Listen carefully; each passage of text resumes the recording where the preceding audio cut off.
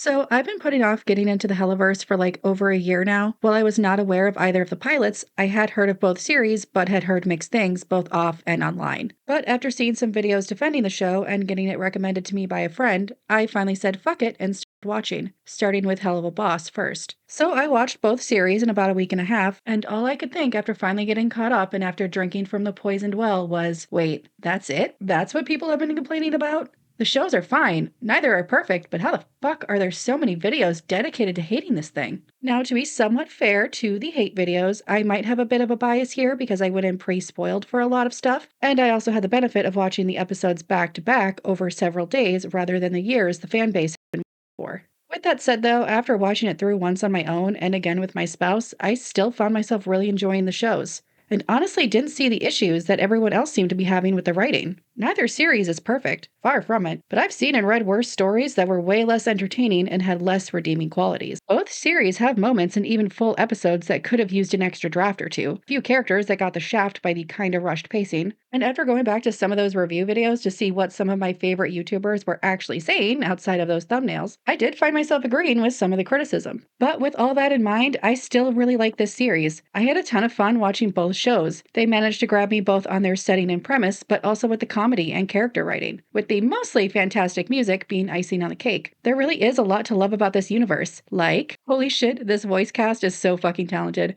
I'm always a sucker for good voice acting, and this series absolutely delivers. Bryce Pinkman could sing the ABCs and make it sound pretty. Brandon Rogers' comedy delivery is perfect. And damn, Alex Brightman is too talented. It's just not fair. Richard Horvitz is always a win, and he's just as fun to watch here as he was on Invader Zim. I knew that Has-Been was a must-watch for me when I heard Stephanie Beatrice and Keith David were in it. And while I personally think Stephanie's performance was not her best here, which is a shame because I usually love everything she's in, Keith David nailed it as always. Man, that voice is smoother than silk.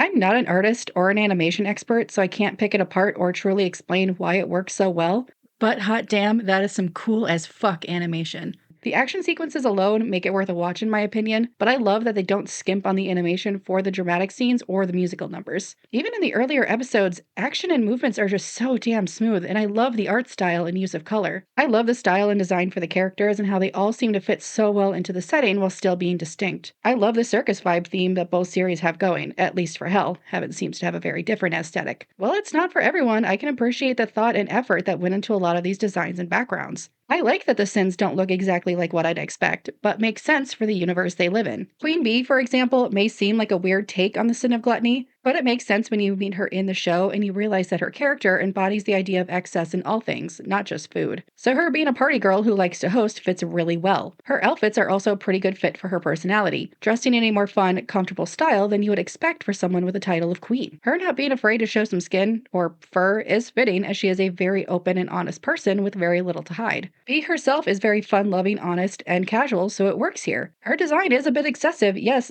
but I'd guess that's the point. She's the queen of being extra, just because she can. I love the character writing in these shows. Most of them are likable for different reasons and have very relatable struggles, while still having flaws that fit their personality and general purpose in the story. Millie is a supportive, sweet badass, but that supportive nature can make her a bit of an enabler, especially when it comes to Blitz. I also like that she has some internalized prejudice as a result of how harshly divided the social structure is in Hell, showing that even kind people can fall into these harmful mindsets. Charlie is so cute and so fun to watch. I love a character that's trying to be a good person in a shitty and dark universe. It's just so endearing. I also like that her flaws are a natural through line of her personality. She's sweet and supportive, but can also be pushy and doesn't always respect boundaries. She wants to help people, but can't deal with her own issues, and could possibly be falling into the trap of toxic positivity. And I'm interested to see where they take her character arc later. Fizz is a character I was not expecting to love when we first saw him season 1 finale. He was certainly fun and charismatic, and I love how he's animated, but season 2 made him my absolute favorite. Seeing him be able to be his comfortable, goofy self with Ozzy was really cute. His dynamic with Blitz is a ton of fun to watch both before and after they reconcile, although I do like their dynamic more after they make up.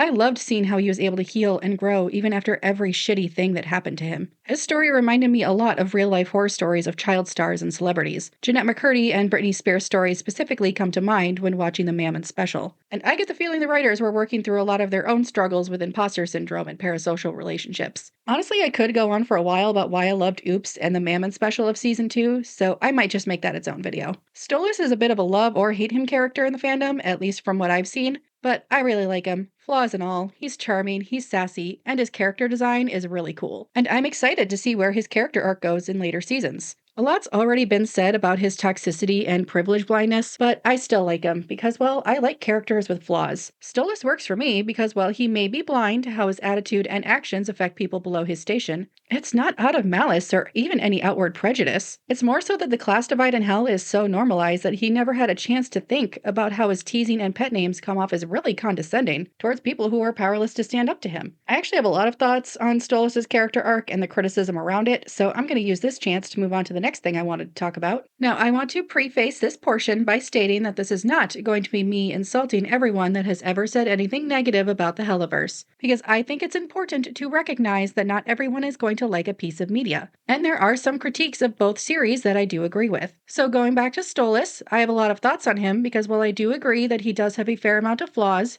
and that he has a lot to apologize for in terms of how he's treated both Octavia and Blitz, I can't bring myself to hate him because, well, his character arc's not fucking done yet. And we've already seen that he is capable of self-reflection and change. I just don't think it's a bad thing that he hasn't done all of his growing and changing at once. Stolas has made a lot of mistakes, the main ones being the problematic deal with Blitz, the way he struggled to keep Via out of his fights with Stella, and his attitude towards Blitz and the other members of IMP. And we've seen him start to realize he has issues. His whole arc in Season 2 was realizing that the deal wasn't fair to Blitz. Even if Blitz himself insisted it was fine and is even quick to tell others but how their relationship is purely transactional and they are totally not a real couple, he swears. And when Blitz does call him out in the Season 1 finale, Stolas does listen and backs off, giving Blitz openings to skip on his part of the deal while still offering to just spend time with him, in his own, very not clear way of trying to make up for how he made Blitz feel. And this is what leads him to realize that he will never have a real connection with Blitz so long as the deal is in place. We see in the text at the end of Western Energy that Stolas and Blitz haven't even hooked up since Season 1. Just a quick note, I get why people thought the text messages being used to resolve what happened at Ozzy's was kinda lazy and cheap, but I've definitely fallen into that trap of trying to have, or at least initiate, serious conversations through text.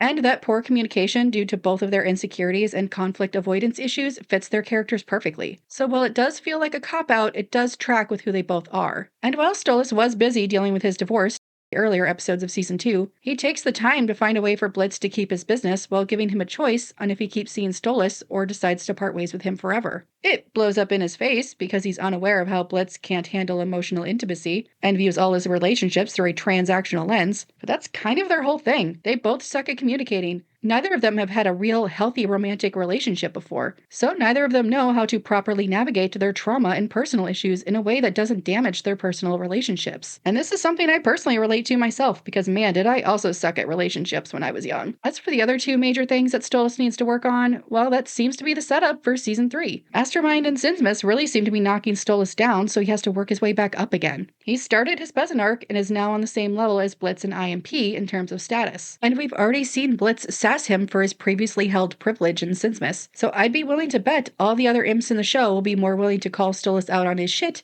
and he'll see how lower class demons not only live, but what they have to deal with on a daily basis from people they are powerless to stand up to. But really, when it comes to Stolas' character arc, I really wish people would just relax and let it play out. It's super weird to me that so many people are critiquing his character as if the story was over. It's just not. We're only halfway through the show at most. Bryce Pinkman, who voices Stolas, even had this to say at a GalaxyCon panel earlier this year in response to a question on where he and Brandon Rogers, aka Blitz, were hoping their character arcs would go. I hope for both the characters and my hope for characters in stories that I like are that they are given the opportunity in the story to grow, to change, to become better versions of themselves, and also are given the opportunity from us, the viewers, to make mistakes, to learn from those mistakes. You know, we can't all write the story to what we want to have happen, but I hope that for these characters that they continue, because I think we've seen, at least from my point of view, we've seen growth. I hope we have more growth. When it comes to Via, I don't personally buy that she's gone for good, but I do think it's going to be a rough road to recovery for them. I don't think that Stolas is totally in the wrong for cheating on Stella, though yes, ideally he would have divorced her years ago, but this isn't a show about people doing everything right and making all the best decisions. It's about people with trauma and baggage trying to navigate through life, and that's what makes them so relatable to me. Stolas made mistakes, yes, but it's mistakes that real people make all the time. Lots of people stay in toxic marriages for the sake of the kid. Lots of divorced couples suck at protecting the kids from their relationship drama. Lots of parents with teenage kids suck at communicating and relating to their children, or even picking up when something is wrong. Stolas is not a perfect parent, but that doesn't make him a bad or uncaring one. And speaking as someone with their own parental abandonment issues, I wish my own dad had shown some of the emotion and effort that Stolas is showing. Even if I've been in Via's shoes before, and damn, did her song hit home for me, but I still sympathize with Stolas because his parenting mistakes are clearly not born of apathy or malice, but are human errors. He has no proper examples of how to be emotionally supportive to his child, and has no outside support to help protect Via from seeing the messier parts of his divorce with Stella. And Stella, sure as shit, isn't helping the situation either. I want to address how Stolas acts in Full Moon and Apology Tour, as a lot has already been said about how he ignores Blitz's concerns, and is just as much at fault for their fights. And okay, I'll admit Stolas should have given Blitz more time to process what he was trying to tell him, but Blitz yelling "fuck you" and calling Stolas a bitch was a massive overreaction. And I'm a little concerned for the people who think Blitz did nothing wrong here. He doesn't ask Stolas to slow down and give him a minute to think. He just jumps straight into aggression. Look, I don't have the best temperament either, but if your first reaction to someone telling you they love you and taking your lack of response as rejection is to yell and hurl insults, holy shit, I feel bad for your romantic partners, because that is not how a mature adult responds. Which again is kind of the point. Neither of these idiots know how to properly handle situations like this. As for Apology Tour, yes, Stolas does not acknowledge that he has been acting condescending to Blitz. But Blitz also does a terrible job of explaining his issues with Stolas' behavior. He doesn't tell Stolas how his pet names made him feel. He doesn't even give examples of when he felt like he was being looked down on. He just gives general statements, assumes he knows how Stolas feels, and when Stolas does explain that he doesn't look down on Blitz, his reaction is not to call out Stolas on when his behavior said otherwise, it's to yell in Stolas' ear and dismiss his words. Apology Tour also isn't about Blitz being in the wrong on everything in their relationship. It's about how he was a dick in this particular situation, because he was a dick. And the party works both as an absurdist joke and as a tool to put Blitz at rock bottom. He can't show his face at the party, so he's finally forced to shut up and listen to how he's made others feel over the years. He can't let himself be happy, and he keeps hurting other people in his constant cycle of self-hatred and self-isolation. And it isn't until Apology Tour that it finally starts to sink in. Stolas still has his own character arc to go through, but I don't think it's bad that Full Moon and Apology Tour focus on Blitz's issues. I personally prefer it as is, with giving each of them their own time to grow and learn from their mistakes. Blitz still has a bit of a way to go. He still hasn't been able to open up about the fire or forgive himself for his mom's death, but he's started to open up and is working through his issues. So there should be more room for the show to focus on Stolas' issues in season 3, which again, Mastermind and Sidsmith is clearly setting up. Lots of character arcs have a lowest point or a darkest hour. It's not always a requirement, but it can force a character to self-reflect so they can learn from their mistakes. This concept is nothing new. I also really like Stolas as a character for exploring how people in positions of privilege do not always benefit from it, and in some cases it comes at the cost of personal freedoms and autonomy, especially in feudal or caste systems. And Stolas is not the only character who has privilege blindness, or his commentary on how repressive being a part of the higher class can be. Just off the top of my head, I can think of 3 others that fit that bill: Dorian from Dragon Age, Jinshi from Apothecary Diaries, and Sansa from Game of Thrones, at least seasons 2 and 3. Dorian is the most obvious comparison. He also comes from a highborn family that placed strict expectations on him, including pressure to marry a woman and make an heir with no regard for his sexuality or happiness. Dorian also has a lot of his own privilege bias. He comes from the only country in the Dragon Age games that openly practices slavery. When you talk to him about this, he admits he hadn't thought much about the practice because it was so normal for him. Jinshi is a well-meaning, privileged idiot who does not handle being told no very well, and has an even worse understanding of boundaries than Stolas does. But it's also clear from his interactions with people below his status that he doesn't actually view others as beneath him, and even has some moments where he tries to use his privilege to protect people he cares about, mainly the main character Mao Mao. He is completely unaware of how his antics affect others, but it's clear to the audience that he does value other people. But he was raised as a bit of a spoiled brat, and he hasn't fully grown out of that yet, at least not by the end of season 2. Sansa's similarities to Stolas is more on a thematic level. In the earlier parts of the series, she is stuck in an arranged engagement with an abusive asshole who doesn't see her as a real person. It doesn't actually happen, but it's believed that she is doomed to the same fate as Stolas, trapped in a bad marriage and the only love in her life coming from the kids she had with her abuser. She's also constantly referred to as a bird by multiple characters. Cersei in particular likes to call her Little Dove. This is a pretty common trope. Caged or trapped birds are often used as metaphors or symbolism for a character, usually women, stuck in an oppressive situation. And neither Sansa or Stolas really benefit from their privilege either. It doesn't protect Stolas from Stella's abuse, and it doesn't save Sansa's dad from getting Sean beaned. Neither have to worry about if they get to eat, and they both get pretty outfits, but that's really the only benefit either of them have. Characters of privilege in media often have to deal with shit like this. It's a great way to show how restrictive the culture and system can be, even to the detriment to those in the higher classes that don't fit the mold they are expected to fill. And characters being blind to their privilege is very common and is realistic. Lots of people in positions of power and authority act like this without realizing it. And if you are someone who belongs to a dominant group and you think you personally never fall into this trap, you're either stuck in an echo chamber or no one's called you out on your shit yet. Everyone is capable of privilege blindness. Part of the reason systematic bigotry works so well is that it tricks otherwise kind people into thinking it's normal. So in a way, Stolas' story is a pretty good world building tool for the series, which leads me to my next section. The Helliverse world building is actually fine. This is one complaint I've only seen in a couple of spots, so I wouldn't call it a common criticism, but it's kind of dumb, so I'm going to talk about it here. Okay, I'll admit the world building is not perfect. There are definitely other series I would recommend to anyone hoping to learn what effective world building looks like, but both shows are easy enough to follow as they are. After all, the point of world building is to understand the world that the characters live in and make the story more believable. And I've personally never had any trouble following along with the story, or understanding the world the characters live in. Even though I started with Hell of a Boss, which does not have any info dump narration like Has-Been does, I was still able to figure stuff out from the little context clues we get from the characters. For example, Episode 3, joke about the nearest ocean being 3 rings down implies that each ring has their own environments and ecosystem. Vraska is drinking Beelzebub juice, not liquor, our first hint that the sin of gluttony associates with partying, not just food, and our first hint that the sins have businesses related to their powers/job.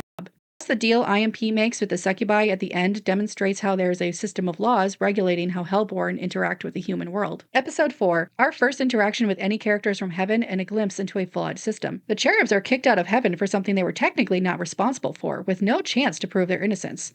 Episode 5, there are several bits of dialogue that suggest how uncommon it is for imps to work for themselves, or start their own businesses, demonstrating the lack of opportunity that imps have to deal with. And the fact that Blitz had to resort to illegal means to start his business at all reinforces this. Then there's this line. Only to sneak topside for scraps and work for bitter sinners who could care less who you are, when you could be slaying overlords. Which is our first look at how Hellborn and sinners tend to be socially segregated and don't always get along. And this is just the stuff in Season 1. We can also see how distinct each ring is in terms of both environment and climate from both the backgrounds and how the characters dress while in those rings. And I would argue this is all we really need to know, because at least in Hell of a Boss, the story is not about the world, it's about Blitz and the people in his life. Their stories don't really have a direct impact on anyone outside of their social or familial circles. It makes sense that Has-Been Hotel opens with an info dump monologue, as the plot of that show is more directly related to the world it's set in. But that's not the case for HB. The story is not about the problematic, corrupt system of hell, about the people living in it. And honestly, I like the drip feed method of world building, because it's more reminiscent of how people interact with the worlds they live in. I mean, when was the last time you had a long conversation about how your home city was founded or how the class dynamics in your culture work? Honestly, I wonder if the people who get huffy about the world building have just watched way too much anime. And don't get me wrong, I love anime, but the medium has an info dumping problem. And you frequently see characters say out-of-pocket shit that would sound redundant to anyone actually living in those worlds. It makes sense that they have to explain it. Most anime these days is in a fantasy-type setting, but this is an indie comedy show, not a shonen action series. It doesn't have to be logical, that's not the point. And it takes place in a world that the audience is expected to be somewhat familiar with. Even if you've never read the Bible, the Divine Comedy, or even Paradise Lost, you've probably heard of the 7 rings of hell and different demon types like imps or succubi. There is some assumption that the audience is at least somewhat aware of these concepts. And again, we do get more world building in Has-Been, where it makes sense as the plot seems to be setting up a possibility of drastic change both in heaven and hell, and the characters actually have a chance to inflict that change. Speaking of Has-Been Hotel, I should probably move on to my thoughts on the criticisms for that show, as I've kind of been yapping about Hell of a Boss for a while now. Now, I once again want to say I don't think all of the criticism against this show is bad. There is some of it I agree with, which I will get into later, but for the sake of keeping this video somewhat organized, I'm going to stick to the points I want to push back against. Angel Dust.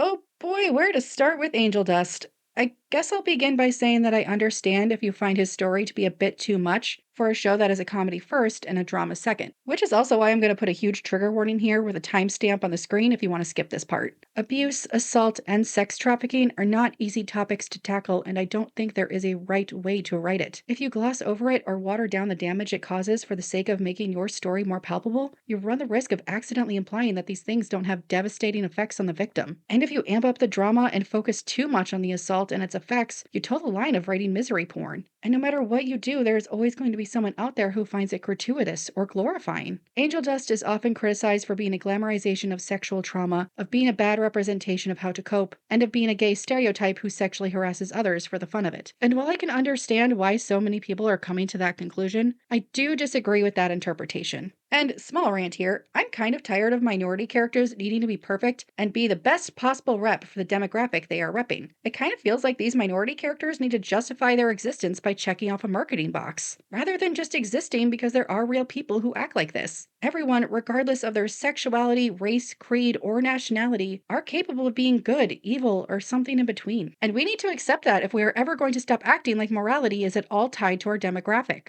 Positive role models of minority and oppressed groups are important in children's or teens media, yes, but this is not children's media. If you're in your 20s, hell, even if you're a teenager, you're old enough to know that not everyone in a specific group acts exactly the same. Okay, back to my main points. Showing trauma and abuse is not inherently glorifying it, and the show is not saying his coping mechanisms are healthy. Far from it, actually. Husk straight up calls him out on how he's clearly self-destructing. And while his constant sexual harassment of Husk and others is not okay, this behavior is a result of how he sees himself. He's been treated as a commodity to be bought, sold, and exploited for decades. His sense of self-worth is tied to others desiring him and what he can offer. And until he moved into the hotel, he never really had anyone that he could confide in. He had party friends like Cherry Bomb, but she was never really interested in offering emotional support, more just a way to let loose and forget about his life for a few hours. While indulging in vices like alcohol and drugs can provide temporary relief from the pain, it doesn't offer real comfort. But he finds solidarity in Husk and the other members of the hotel. And after episode 4, we see him start to slow down on the self-destruction, indulging in a more controlled and healthy way, and even has moments where he shows concern for his friends. And I love that for him. I loved seeing him act like a big brother to Nifty while at the nightclub, and getting a chance to stand up to Val, because it shows that even if he is still stuck in his shitty situation, he's not going to let it define him anymore. He's done being miserable and isolated just to keep Val happy. And it shows how much having a support network and having people in your corner that you can trust and rely on can help with your sense of self-worth. And in regards to the Poison video, Angel Dust is clearly disassociating here. The tonal dissonance is the point. Angel is hiding his true feelings through most of the song, and the tone changes once he snaps back to reality and you see how he truly feels. Yeah, I know it's poison, you're feeding me poison. I'm choking from the taste and I can't help but swallow up your poison.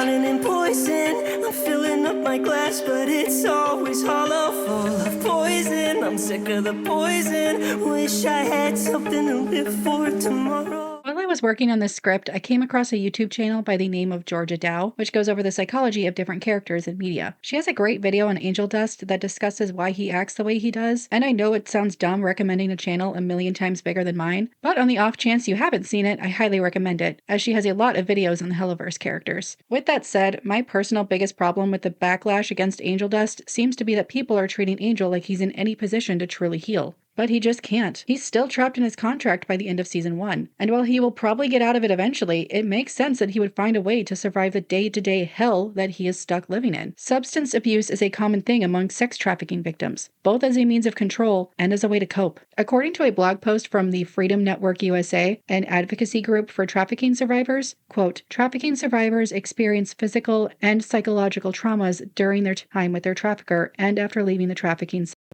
Often, they're limited to coping in unhealthy manners, such as substance use. Trafficking survivors experience stigma and inaccessibility to services such as therapy and case management. So, use of substances that are often easier to obtain to manage the aftermath and trauma of their trafficking experiences. End quote. So, while I don't blame you if Angel's story is too much or too graphic, it is unfortunately a very real experience for a lot of people who have been stuck in his situation. It's hard to watch, it's dark, it's tragic, but it's something a lot of real people experience every day. So that was the only major criticism I've seen of Has-Been and Helva that I wanted to push back against. I have seen a few more dumb takes on YouTube and Reddit, none of which are worth their own sections, so I'm going to rapid fire them here. Extermination justification. Okay, I think this was just one person on Twitter whose post ended up on Reddit, but I saw a complaint saying the reason behind the yearly extermination in Has-Been was changed from the pilot to episode 1, with Adam saying it's actually because angels find it fun, not because of the overpopulation issue. And then changed again when we meet Sarah later in the season, when she shows worry over the potential of an uprising in hell. And this is a very dumb take, because the overpopulation in hell is still mentioned in episode 1. Charlie is well aware of it, and even assumes that's the only motivation Adam and the angels have for participating in the extermination. She's a trusting person and assumes the best of people, so the thought of someone like Adam enjoying the act of killing sinners never really crosses her mind. It's what makes Hell is Forever so shocking to her. She had assumed the extermination was a chore for the angels, not a source of entertainment. And Sarah mentioning the possibility of an uprising in hell directly ties to the overpopulation issues. Stella being retconned. I kind of get why people think this, but to me it was pretty clear in season 1 that she was always meant to be a simple, bitchy character. At no point did she show any hurt over the cheating, mostly just pissed about it being with an imp. She actively fought with Stolas in front of Via with no concern of how it affected her. She hired an assassin for her kid's dad, simply out of spite, and says she doesn't care who he has to go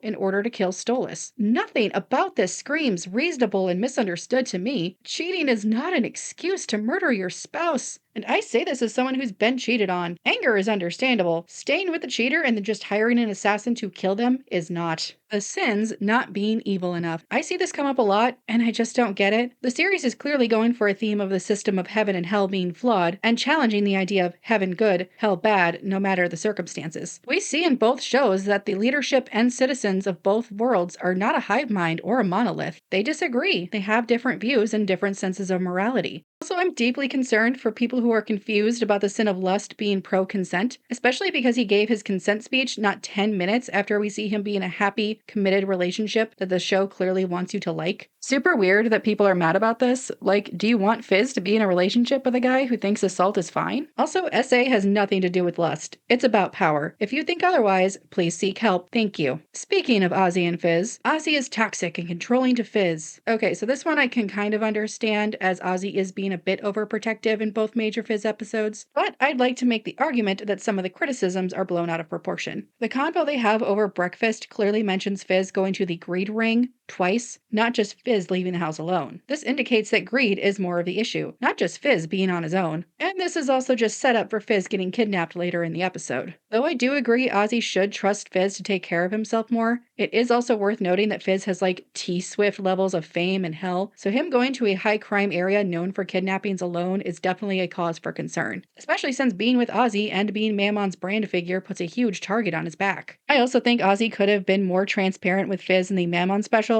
instead of just straight up lying about why Blitz is there. We see in the episode's opening that Blitz is willing to be both honest and supportive to Fizz, but he'll still call out bullshit as he sees it and doesn't care about pleasing other people. So Ozzy could have just straight up told Fizz that he thought it would be helpful to have someone who's both honest and supportive to him around. Blitz is aware of Fizz's anxiety and perfectionism, so having him around when Ozzy can't be there could be very helpful. And we even see this come into play later. And him being able to act as a bodyguard is just an extra bonus. Again, Georgia Dow has a great video on these two and how while there is clearly love and support there, they do have a couple of things they can work on. But I don't think that makes Ozzy a bad partner or Fizz a victim of abuse. Most real-life couples have a thing or two they can work on. It's totally normal. Criticism, I actually agree with. Like I said earlier, I do think some criticism of the series is valid, with one of my personal biggest gripes being pacing. I know Has-Been gets a lot of gripe for being kinda rushed, and I do agree, but man, do I also wish we got more episodes of Hell of a Boss to flesh some stuff out and allow more moments to breathe. I know Oops got some flack for being rushed, and while I do wish we could have made 2 episodes out of Fizz and Blitz's reconciliation, I'll admit to a bias here because they are my favorite characters, so I'd be down for any more episodes that focus on the 2 of them. With Stolas and Blitz, I kinda wish their not breakup had lasted a little longer, mainly because I think it would be good for Stolas to have some more time to explore the dating scene a bit, and really think about what he wants out of a committed partner. Like, he clearly wants a healthy, loving relationship, and that's great, but it would be good for him to think about what kind of partner he really wants, not just being with whoever wants him back or the first guy who comes along. With that said, I do still like Blitz and Stolas together. I think they can balance each other out well, and I'm excited to see them form a stronger bond in season 3. So I don't really blame the writers for making the breakup only last a little over a month, considering they are an indie studio and don't have infinite money, so they probably had to stick to the important stuff instead of spending time keeping a couple apart that we all know is endgame anyways. Going back to Has-Been's pacing problem, man, it was a mistake to only give them 8 episodes. It's still a fun watch, the same way season 2 of Arcane is still good despite the pacing issues, but But like Has Been, it feels more like a collection of plot points rather than a complete story at times. It's clear a lot of thought went into the story, and they did what they could to not pull everyone out of character for the sake of the story they were trying to write. It's rushed, yes, but still logical. Unlike another certain show that raced through 4 seasons worth of content and ruined several character arcs to justify the ending they wanted, making it a slog to watch, Has Been is still a good time. I just wish there was more time to let the moments breathe. And man, did poor Vaggie get the shaft due to the rushed pacing.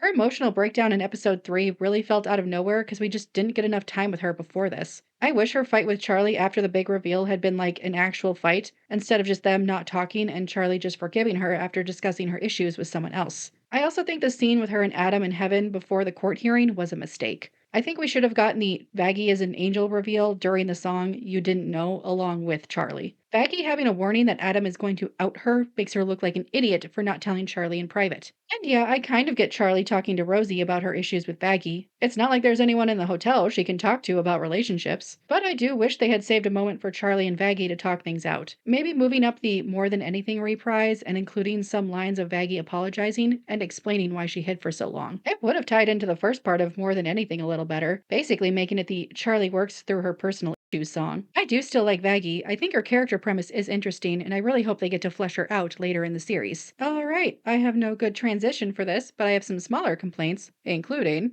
the thing about angels only being harmed by angelic weapons. I don't know why they didn't just say killed. Vaggie is proof they can at least be injured. Was kind of dumb. Blitz not thinking Stolas could get hurt was kind of silly considering he knew Stryker had access to angelic weapons. And Stolas straight up tells Blitz that he used blessed rope to negate his powers. I get the plot needed Blitz to fuck up and neglect Stolas, but I think Western Energy could have used another draft or two to justify Blitz's laissez-faire attitude in this situation. I agree there are a lot of characters in Hell of a Boss that feel a bit superfluous, at least right now. I think it was Sarcastic Chorus that said the Visago scenes in Mastermind should have been given to Ozzy, since we know who Ozzy is and that he likes Stolas and Blitz. I'm guessing this is just set up as Visago will probably have an important role to play in season 3, but I think it would have worked fine if he was just a background character at the trial, with maybe one line cheering on Stolas or Ozzy while they said their piece instead. And Andrepolis, fuck it. Bitchy Elsa is another character that does feel a little tacked on, who I'm again hoping will have a more important role to play later. Really, it just feels like he's here to trigger Stolas' peasant arc, and while that could have gone to Stella, she was already shown to only care about wanting him dead, so it would have felt a little weird if she suddenly changed her mind. So like, I get why he's here, but I wish Stella had a little more to do, because while she is an asshole, she's at least fun to watch. Though I do like watching her and Bitchy Elsa bounce off each other, so for now, I'll put them both in the wait and see categories for how I think of their characters. Premise change. I'm not too mad that the show got more character arc focus as the series went on,